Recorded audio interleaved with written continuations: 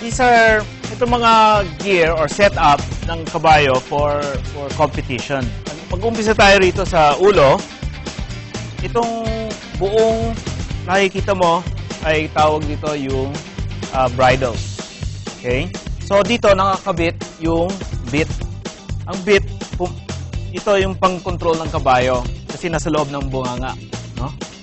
So bridle, ang nakakabit rin yung renda. Itong aabot dito sa rider para i-control yung kabayo. Sa left, right, and to stop also. Dito, ang tawag nito, running reins. So, may konting puwersa yung rider na pag tinaas ang ulo ng kabayo, may control pa siya. So, importante dito, yung bridle, yung bit, renda.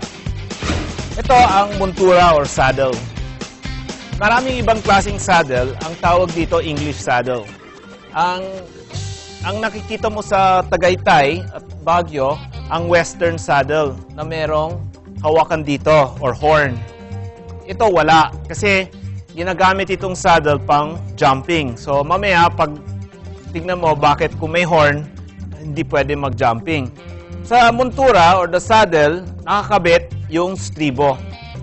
So stirrup leather, itong balat, at saka stirrup iron, yung bakal. Dito sinusuot yung paa ninyo.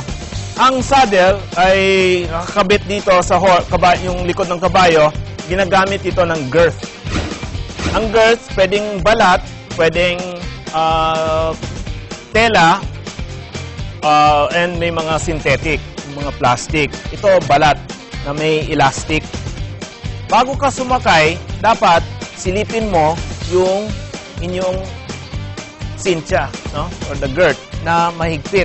Kasi pag maluwag, syempre, pag sakay mo, pag hindi naman ganun, baka umikot yung montura. So, ang dapat gawin mo dito is susubukan mo kung kaya ipasok yung kamay mo dito na hindi masyadong maluwag, hindi masyadong mahigpit.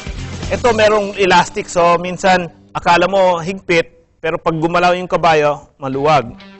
Ito naman, yung mga kanina, yung sinasabi ko, yung brushing boots or yung support boots. Ito, pang protection ng paa ng kabayo.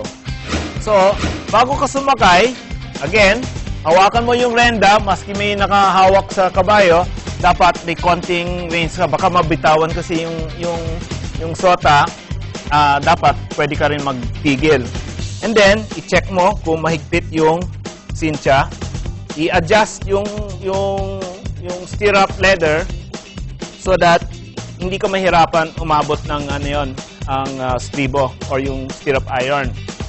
Ang tamang pagsakay, parati sa kaliwa. Bakit kaliwa? Kasi noon, may mga espada lahat yung mga rider. Ngayon wala, pero ang tradition nandyan pa rin.